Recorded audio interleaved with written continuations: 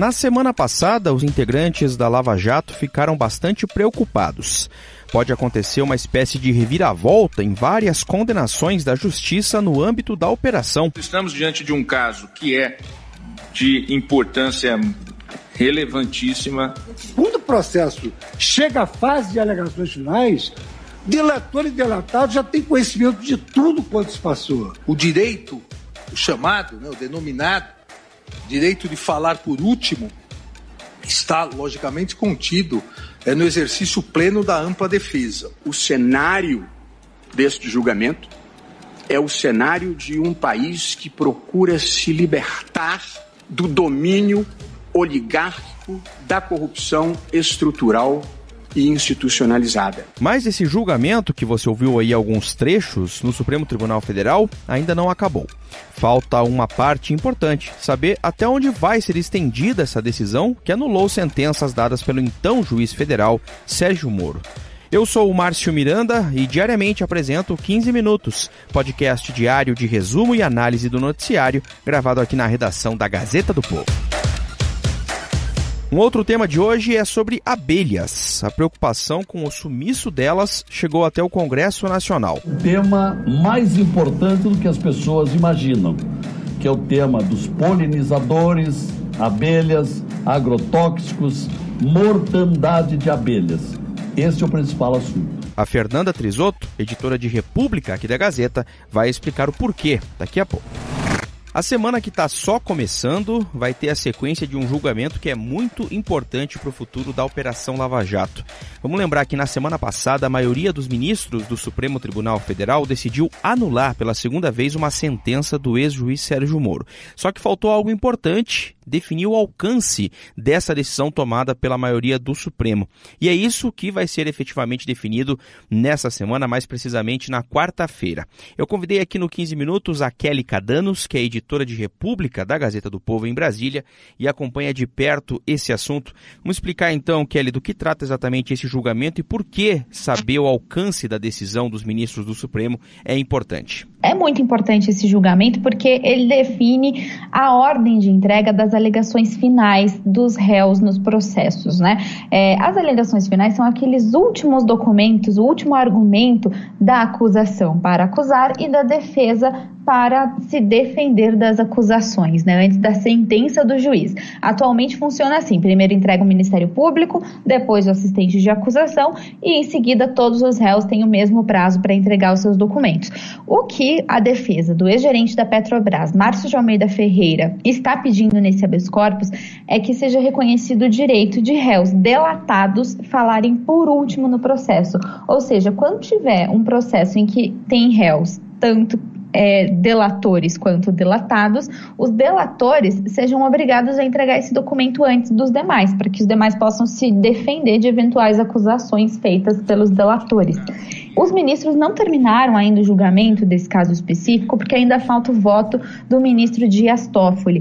Eu já até anotei o sentido do meu voto. Mas ele já disse que vai conceder esse habeas corpus para o Márcio de Almeida Ferreira. Ele foi condenado a 10 anos de prisão pelo ex-juiz Sérgio Moro, aqui em primeira instância. E, bom, com esse voto, ele já vai ter maioria, vai receber esse habeas corpus, vai ser, inclusive, solto, né? Porque aí ele que está preso vai ser solto. Por que isso é importante, né? Porque isso pode impactar inúmeros casos da Operação Lava Jato, porque a Lava Jato tem muitos delatores. Então, existem muitos processos onde figuram delatores e delatados, e esses processos também podem ser impactados. E agora chega este caso, com o risco de se anular o esforço que se vem fazendo até aqui para enfrentar esta corrupção que, como disse, não é fruto de pequenas fraquezas humanas, de pequenos desvios individuais. São mecanismos profissionais de arrecadação, desvio e distribuição de dinheiros. E isso é encarado com preocupação por parte dos procuradores, quer dizer, isso pode, como você disse, impactar uma série de outros casos, inclusive poderia eventualmente impactar o caso envolvendo o ex-presidente Lula, né, Kelly? Exatamente, Marcos. A gente tem um levantamento exclusivo da Gazeta do Povo que mostra 32 ações penais que podem ser anuladas caso o Supremo entenda que delatores precisam falar antes dos demais réus no processo.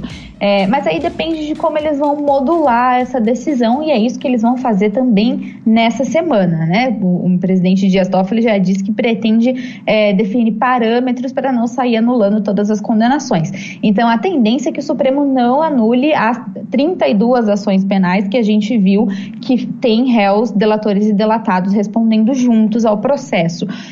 Mas o caso do ex-presidente Lula, ele é muito parecido com esse que está para ser anulado essa semana, do Márcio Ferreira, porque o ex-presidente Lula, no caso do sítio de Atibaia, também já tinha pedido em primeira instância para que as alegações finais fossem entregues em prazos diferentes. Os outros 32 processos não tinham esse pedido exato, né? Igual ao do Márcio Ferreira, igual ao do ex-presidente Lula e igual ao do ex-presidente da Petrobras, Aldemir Bendini, que foi o caso que começou toda essa confusão, né? Porque Aldemir Bendini conseguiu um habeas corpus com base nesse argumento na segunda turma do Supremo. E agora os ministros do plenário julgam o caso para definir aí uma baliza para os demais casos. Em linhas gerais, Kelly, você que acompanhou o julgamento na semana passada, o início do julgamento, né? Para a gente citar, assim, alguns argumentos dos ministros que são favoráveis à tese do habeas corpus, nesse caso específico, e os que foram contrários. Me parece que um dos que foi mais contrário no voto, deixou muito claro essa posição, foi o ministro Barroso, né? Ao contrário de outros que trouxeram outros argumentos, né? Em linhas gerais, quais são as argumentações que foram colocadas pelos ministros? Exatamente. O Barroso foi o primeiro ministro a concordar com o ministro Edson Fachin, que é o relator da Lava Jato, que votou para negar o habeas corpus, né? Ele argumenta que pode haver esse efeito cascata na decisão dos ministros e argumenta também que o combate à corrupção tem que ser uma prioridade no país, e isso poderia impactar N casos de corrupção, né? Ele citou casos desde o Mensalão, por exemplo, o julgamento do Mensalão, entre outros julgamentos, para defender a sua tese de que anular esses casos agora seria um retrocesso no combate à corrupção no país. O julgamento do Mensalão pelo Supremo Tribunal Federal começou a mudar a história do Brasil, e naquele julgamento se produziram páginas antológicas. Os argumentos contrários a esse habeas corpus também levam em conta que o Código de Processo Penal não prevê prazos diferentes para entrega de alegações finais de delatores e delatados, né? Agora, por outro lado, os ministros que votaram favoráveis a esse habeas corpus, eles alegam que existe o princípio constitucional da ampla defesa, que faz com que as defesas dos acusados sempre falem por último nos processos. E aí o ministro Alexandre de Moraes, que foi o primeiro ministro a divergir do ministro Fachin, ele até falou, olha, a gente não pode usar o combate à impunidade e o combate à corrupção como desculpa para passar por cima da Constituição, passar por cima do Estado Democrático de Direito. E ele diz que réus delatores e réus delatados têm interesses diferentes no processo, porque os delatores não precisam mais se defender, eles já fizeram um acordo e já vão cumprir as penas previstas no acordo firmado com o Ministério Público. Então, o único interesse dos delatores nos processos é provar que a sua delação foi efetiva e, portanto, os delatores precisam da condenação dos demais réus no processo. Por isso que a diferença, o interesse dos réus delatores e dos delatados é muito diferente, porque os delatados querem sua absolvição, ao contrário dos delatores. Esses foram os argumentos que mais foram apresentados ao longo dos votos dos demais ministros também. As alegações do delator, que as faz, volto a insistir, com um único interesse: auxiliar o Ministério Público a obter a condenação, para que com isso ele, delator, obtenha os benefícios da delação premial. Vamos acompanhar então o julgamento que vai acontecer com essa decisão sobre o alcance, né, em relação a isso. Só para confirmar, é na quarta-feira mesmo, né, Kelly? Exatamente, quarta-feira a partir das 14h. Legal, cobertura toda na Gazeta do Povo. Obrigado, até a próxima. Até a próxima, Márcio. Então a abelha é muito importante. Há quem diga que entre os seres vivos a abelha é o mais importante do planeta, porque a própria produção de alimentos depende muito das abelhas. O Senado está preocupado com o mistério do sumiço de abelhas. O tema é curioso e é bastante importante quando se fala sobre meio ambiente. Quem vai explicar para a gente o porquê esse tema é importante, conversando aqui comigo no 15 Minutos, é a Fernanda Trisotto, editora de República, aqui da Gazeta, lá em Brasília, ela que assina a reportagem sobre o tema. Queria começar perguntando, Fernanda, por que esse assunto chegou ao Congresso, né? Mais especificamente ao Senado. De que forma, hein?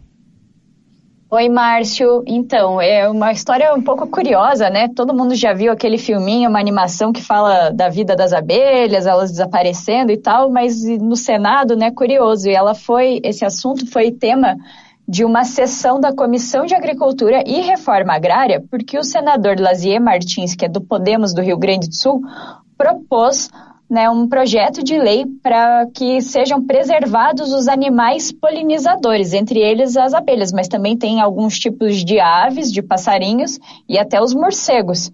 E por que o Lazier fez isso? Porque lá no Rio Grande do Sul, o estado dele, milhões de abelhas morreram em 6 meses. Elas foram encontradas mortas e gerou assim uma comoção. O que aconteceu com essas abelhas? E houve um levantamento recente no Rio Grande do Sul e constatou 100 milhões de abelhas foram achadas mortas. Tá? E no Brasil inteiro, nos últimos meses, são 400 milhões de abelhas mortas, principalmente por causa dos agrotóxicos. E é por isso que eles estão discutindo, porque tem tudo a ver com a agricultura. Preservar, sim, o nosso meio ambiente, preservar as nossas abelhas, mas também preservar o agricultor, o produtor e a produção que nós temos hoje. Afinal, hoje é o carro-chefe da nossa economia no país e já está tantos problemas que nós enfrentamos hoje em vários segmentos da agricultura. A agricultura não está nadando de braçada, né? Então a gente tem que desmistificar. E aí que está um ponto, né? A gente está falando de algo que vai muito além da questão da produção de mel, né? As abelhas, essa comissão foi bem interessante porque tinham vários especialistas. Tinha gente da Embrapa, tinha gente que é produtor agrícola e que usa abelhas para otimizar, digamos assim, a produção, Eles conseguem aumentar tanto quantitativamente quanto qualitativamente a produção de alguns tipos de... No caso específico ali era de melão, que necessita efetivamente de abelhas para fazer a polinização. Então eles estavam discutindo o que pode ter acontecido. Esse caso do Rio Grande do Sul foi alvo de uma investigação do Ministério Público de lá e tem um laudo do Laboratório Nacional Agropecuário que encontrou vestígios de agrotóxico nessas abelhas. E eu conversei com o agrônomo Breno Magalhães Freitas, ele é professor da Universidade Federal do Ceará e faz muito tempo que ele estuda abelhas, Ele até me explicou que essas abelhas que morreram no Rio Grande do Sul, elas são de uma espécie exótica, Digamos assim, elas são importadas. Elas foram introduzidas no Brasil para a produção de mel. E nesse caso ali específico, sim, elas morreram por um tipo de intoxicação, que deve ter sido realmente de agrotóxico. E daí tem várias explicações. Por exemplo, onde essas colônias de abelhas estavam instaladas? O produtor, o apicultor conversou com o agricultor, como é que foi feito o processo ali de aplicação, por exemplo, dos agrotóxicos naquela lavoura? Porque as regras para a embalagem, por exemplo, de agrotóxicos, elas já mostram que se for usar numa determinada cultura que depende das abelhas, aquilo lá não pode ser usado, porque senão você vai prejudicar a polinização e você não vai ter produto no fim das contas, Mas aconteceu ali algum tipo de falta de conversa entre as duas partes e deu nisso milhões de abelhas mortas. Essa temática, vai seguir em debate no Congresso Nacional? No ano passado a Comissão de Agricultura e Reforma Agrária já tinha discutido esse tema, Até o professor Breno esteve na reunião do ano passado, nessa reunião desse ano não esteve. Mas é interessante que se abra um leque de discussão ali, para você tentar colocar uma lupa no assunto, porque ele é relevante. Por exemplo, o professor Breno estava me explicando que no sul do Brasil, por exemplo, a maçã precisa também de abelhas. E lá no Nordeste, a produção de melão são 2 exemplos de produtos que você só vai conseguir fazer a produção crescer se tiver abelha por perto. Então, nesses casos, você vê que você quase não escuta nenhuma notícia ali de mortandade de abelhas relacionadas a esse tipo de produção, porque o agricultor sabe o que precisa. Grandes empresas, por exemplo, têm as próprias colônias, as próprias colmeias de abelha, ou então eles fazem um tipo de aluguel, digamos assim, de um apicultor para fazer o trabalho de polinização. Legal, vamos acompanhar então a sequência desse tema que é curioso, mas igualmente muito importante. Fernando, obrigado, até a próxima. Até mais, Márcio. Esse foi mais um 15 Minutos, nosso podcast diário de resumo e análise do noticiário. O 15 Minutos tem a produção da Jennifer Ribeiro e do Vivaldo de Souza Neto, a montagem do Leonardo Bestloff e a edição de conteúdo do Rodrigo Fernandes. Eu sou o Márcio Miranda e agradeço muito a sua companhia. Até amanhã!